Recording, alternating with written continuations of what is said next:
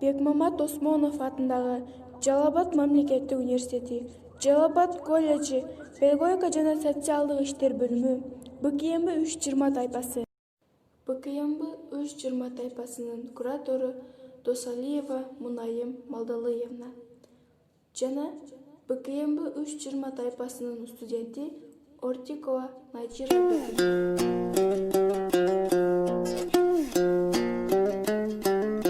Кыргызстанда 7-8 ноябрь күндөрү тарых жана ата бабаларды эскерүү күнү катары быйылкы жылы 2 жолу расмий белгиленүүдө. Айтылышы бир сөз, бирок мааниси 1000 жылдарга татыган бул расмий эскерүү күндөрү кыргыз элинин таш карыткан тарыхындагы өтө орчундуу учурларды далай кыл чайнашкан кыйын кезеңдерден өтүп, бүгүнкү көз карандысы мамлекет катары өз алдынча түндүк көтөрүп турган мезгилине чейинки окуяларды камтыйт. Аталган жарлыкта 1916 жылдагы улуттук боштондук көтөрүлүшүнө, февраль жана октябрь революциялары, репрессиянын кесепеттерине объективдүү тарыхый баа берүү максаты айтылган. Тарыхы болбой, эл болбойт демекчи, ар бир элдин басып өткөн тарыхы менен маданияты жана кайда салты анын учурдагы жашоосу үчүн өтө маанилүү болуп саналат. Анткени ошол эл менен мамлекеттин келечеги тарыхына карап калыптанат. Биз кыргыздар да дүйнөдөгү 2000 жылдан ашык тарыхы бар байыркы элдердин катарына киребиз. Ошондуктан адамзат тарыхындагы далай согуш, кыргын, талоондорго карабай өз жүзүбүздү, тилибиз менен кайда салтыбызды сактап келатабыз. Кыргыздар Алтай тил түркүмүнүн ичинен түрк тилдер тобуна кирген байыртадан белгилүү улут. Алардын негизги бөлүгү түп улут катары Кыргызстанда байырылат. Кыргыздар Борбордук жана Ички Азиядагы байыртадан бери маалым түрк эли болуп саналат.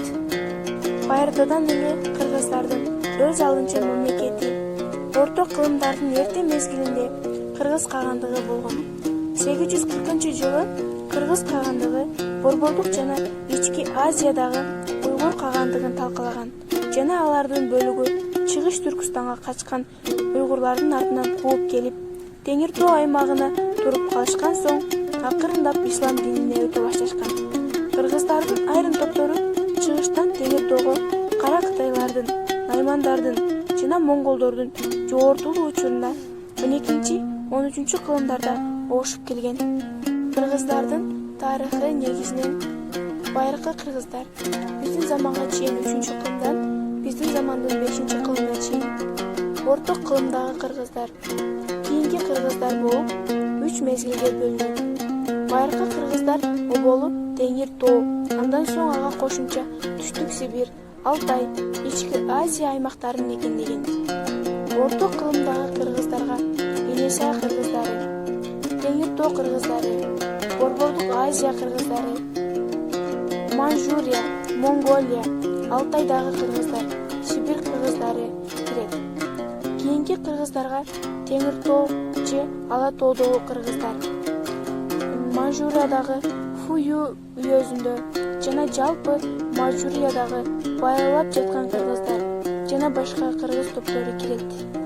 Мурдагы СССРде кыргыздар өз жазмасында оболу араб жазмасын, андан соң латынча, акыры 1940 жылдан тартып орус алфавитин пайдаланса, башка айрым өлкөлөрдөгү кыргыздар Кытай, Афганистан, Пакистан, Иран, араб өлкөлөрү араб алфавитин колдонушат. Туркияда, Батыш Европада, АКШда, Канадада, Австралияда байырлаган кыргыздар латын жазуусун колдонушат. Сөзүбүздү улантсак, кыргыз тарыхында бирде жүрөк сүйүнткөн, бирде эстегенде эс акылыңдан тандырган тарыхый окуялар көп эле өткөн. Тереңдеп кирбей 19-20 кылымдардагы каргашалуу трагедияларга кабылткан окуяларды алсак, муунум титиреп кетет. Белгилүүсүн айтсам, бул улуу үркүн, эзелтеден эркиндикке умтулган, Ала Тоо жергесин ар кимдерге бастыра бербеген кайран эл. Ушунда да бир катуу кемиди. Буларды эмне үчүн айтып жатам?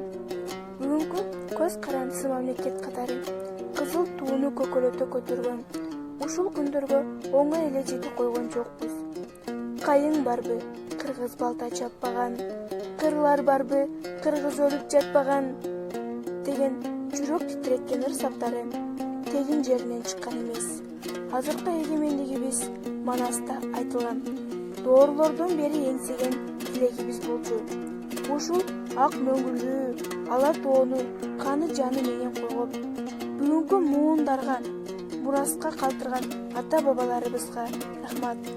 Алардын басып өткөн жолу мамлекетибиздин байсалдуу тарыхы болсо, өмүрлөрү өрнөк, көздөгөн максаттары биз үчүн ыйык.